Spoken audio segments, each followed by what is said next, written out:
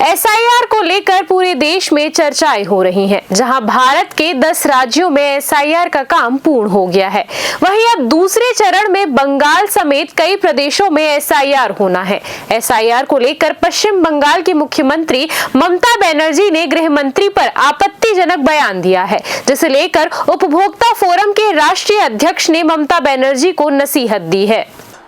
देखिए, सवाल आपका ऐसा है जिसका जवाब देना बड़ा कठिन काम है, लेकिन मैं एक चीज़ ये बोल रहा हूँ कि जो भी राजनीतिज्ञ हैं वो एक मर्यादा का पालन जरूर करें, और यदि मर्यादा का पालन नहीं करते हैं तो कम से कम चरित्रहीनता तो बिल्कुल नहीं दिखानी चाहिए।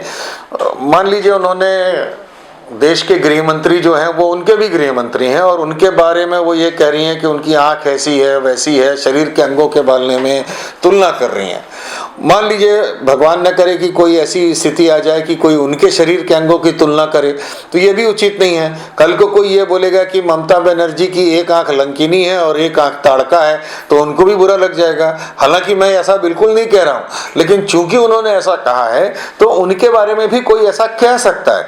मेरे को भी ऐसा नहीं कहना चाहिए, लेकिन अगर वो अमर्यादित होकर अगर बात कर रही हैं तो ये चीज़ उनके ऊपर भी लागू होती है कि शरीर के अंगों के आधार पर, मोटे के आधार पे, पतले के आधार पे, छोटे के आधार पे, लंबे के आधार पे पारिवारिक टिप्पणियां, व्यक्तिगत टिप्पणियां बिल्कुल नहीं होना चाहिए। राजनीति में, लोकतंत्र में विरोध पक्ष और विपक्ष के साथ मुद्दों पर आधारित होना चाहिए। अगर ये मुद्दों पर आधारित नहीं है, खाली विरोध के चलते हो रही है बातचीत, तो ये बातचीत बहुत गलत है। और हमें ये देखना है कि भाई जो शासन के तंत्र हैं हम उसके खिलाफ आवाज उठा रहे हैं। हम जो एसआईआर की पद्धति है जो चुनाव आयोग कर रहा है हम उसके खिलाफ बात कर रहे हैं। ये शासन के अंगों का कार्य है, पहले भी ऐसा हुआ है, आज भी ऐसा हो रहा है और आने वाले समय में भी होगा।